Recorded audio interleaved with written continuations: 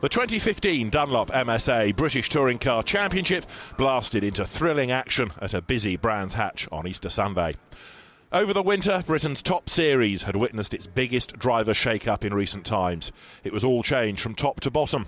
Reigning champion Colin Turkington had switched from his title-winning BMW to one of the 4 Team BMR Volkswagen CCs. Record race winner Jason Plato was another new face in the ambitious VW camp, with his seat at MG now being filled by former champion Andrew Jordan. Meanwhile, Honda had replaced its history-making Tourer estate with a new Civic Type R for Matt Neal and Gordon Shedden. Infiniti had arrived on the scene as well, with a brand new Q50. Biggest news of all, perhaps, was the return of triple World Touring Car champion Andy Priaulx, who was filling Turkington's BMW boots.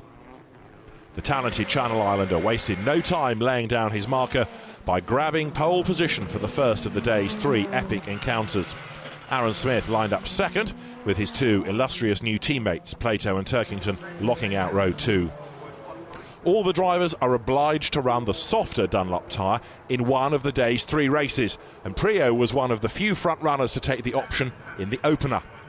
As the lights went out, it seemed to be the right call too, the pole man making a solid start to lead the jostling pack into Paddock Hill Bend.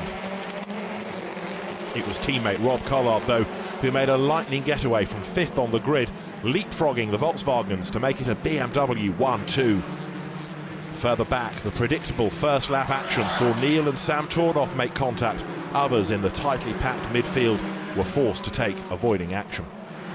Although the soft tyres had given Priaulx the early advantage, by half distance they were starting to feel the pace, and it wasn't long before they started to fade. In a flash, Collard, Smith and Plato were all through. The early leader would finally struggle home in 9th after dropping further places in the closing laps. Up front, the faultless Collard held on to take what was a totally unexpected but thoroughly deserved victory from the hard-charging Smith and Plato. Behind the top 3, MG debutant Jack Goff was hounded by Turkington and Shedden, but survived to claim 4th, with VW and Honda filling his mirrors as they flashed over the finishing line.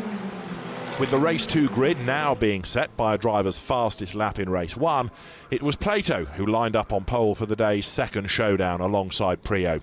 Shedden was 3rd in the new Honda and Collard back in 4th, this time with the softer Dunlop tyres on his BMW, plus maximum 75 kilos of success ballast.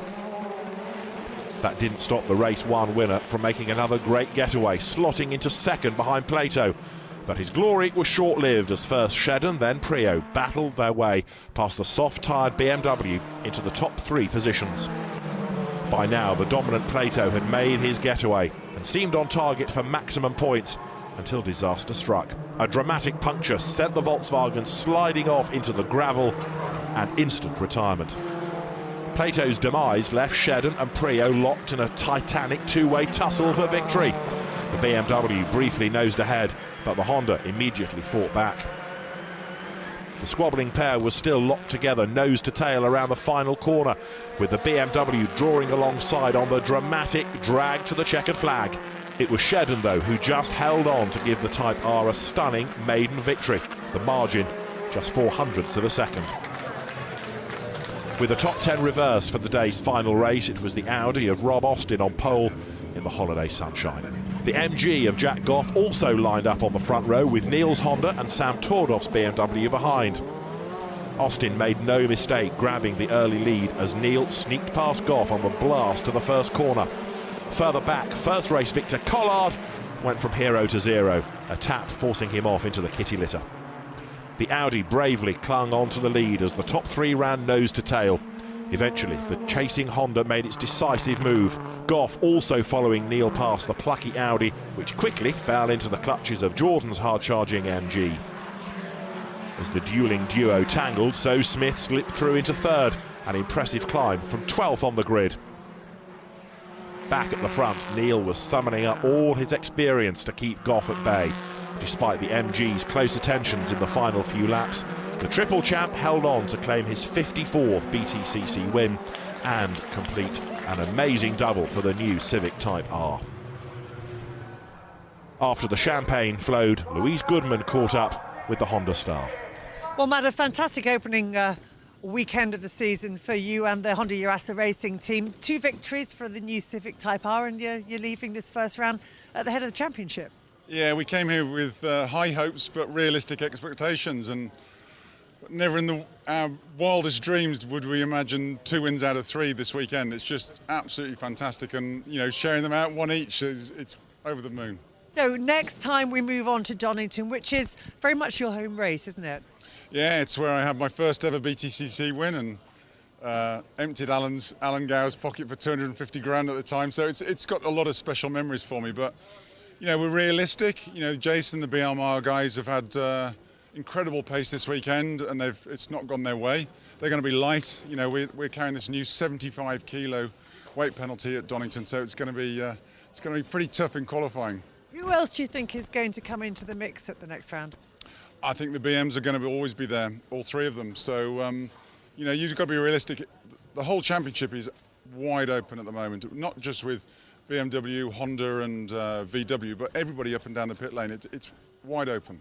Donington is a circuit with a lot of history, and a circuit that's absolutely fantastic for spectators to come along and watch at, isn't it? It very much opens itself up for them.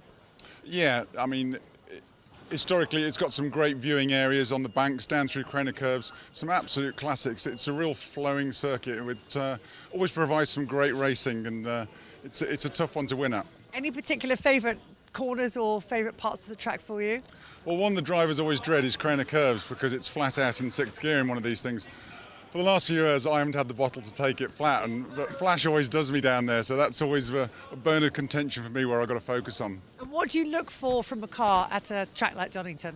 You just got to have a good balance all round. You've got to have strong engine, but the new Honda engine we've got this year is absolutely fantastic. We've got no complaints in that area. We're right on the money with the best ones this weekend. We look forward to seeing you there, and hopefully you'll be collecting a little bit more silverware for the trophy cabinet. We'll certainly be trying. Thanks, Lou.